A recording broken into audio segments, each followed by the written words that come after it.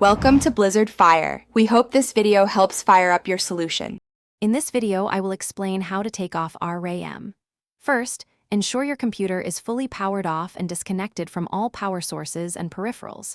Next, find a clean, organized area to work in, ensuring good lighting. Before you touch any internal components, it's crucial to ground yourself to prevent static discharge, which can damage sensitive electronics. You can do this by touching a metal part of the computer case. Now, let's get inside your computer. Begin by carefully unscrewing the 2 or 3 screws holding the side panel in place, usually at the back of the tower.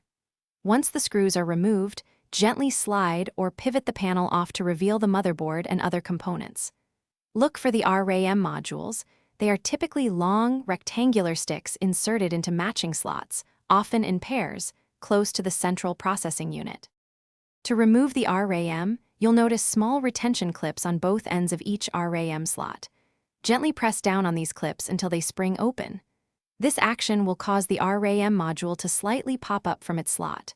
Once released, carefully grasp the RAM module by its 2 edges, avoiding touching the gold contacts, and gently pull it straight out. Do not force it. It should come out easily.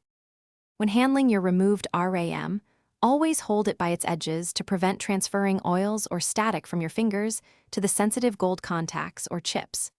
If you're not immediately reinstalling it, place the RAM module into an anti-static bag for protection.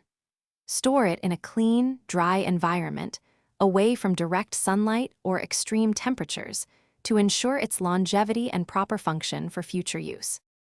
Thanks for watching. If you found this helpful, don't forget to like and subscribe.